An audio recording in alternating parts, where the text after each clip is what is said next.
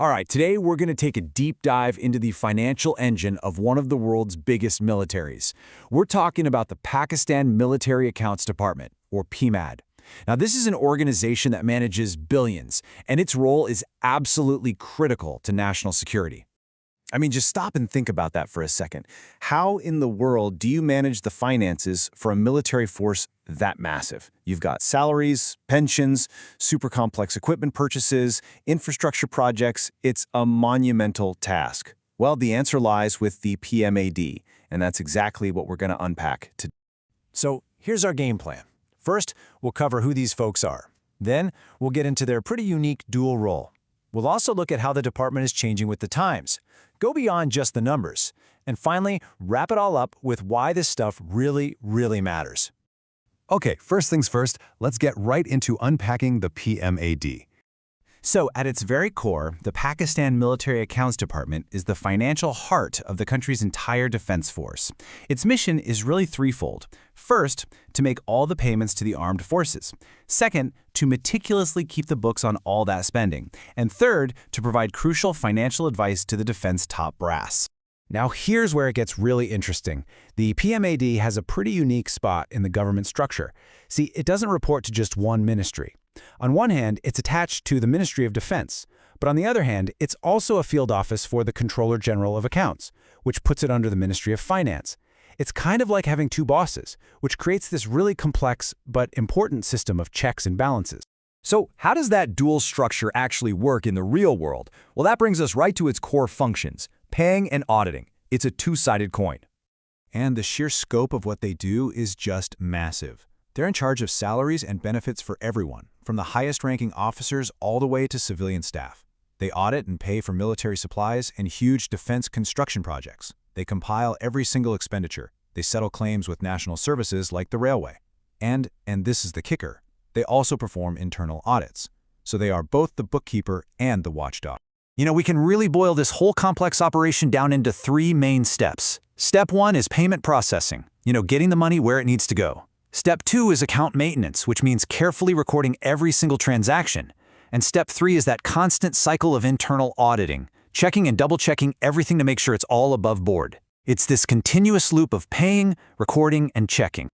But don't think for a second this is some static, old-school bureaucracy. No way. The PMAD is very much a department in transition, and it's working hard to modernize its financial systems to meet today's global standards. And a perfect example of this is the recent change in how they handle military pensions. For years and years, military retirees would collect their pensions from the local post office, but that whole system came to an end in 2023. As of December 1st, all of those payments got moved over to commercial banks. So, why the big switch? Well, it wasn't just about making things more convenient.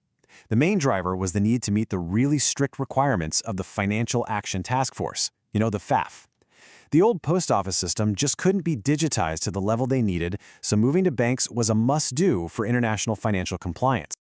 But hey, the PMAD isn't just about numbers and regulations. Let's peel back another layer and look beyond the balance sheets, at the human and legal side of things.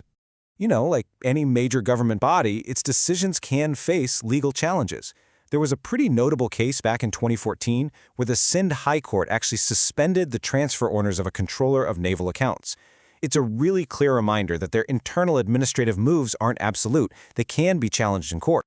And on a much lighter note, it's not all ledgers and audits, The PMAD actually fosters a real sense of community.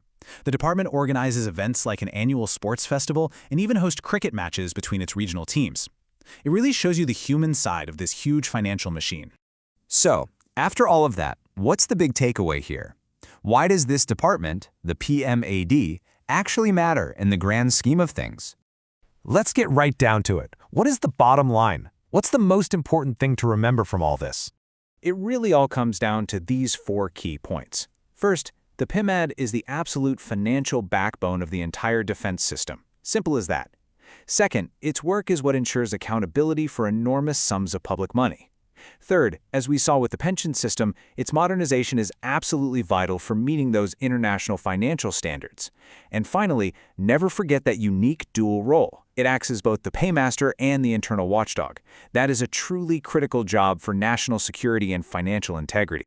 And that kind of leaves us with one final thought to chew on. In this new era of instant digital finance and intense global scrutiny, what's the next frontier for financial accountability? Not just for the military, but for governments all over the world, because as technology races forward, our systems of oversight have to keep up.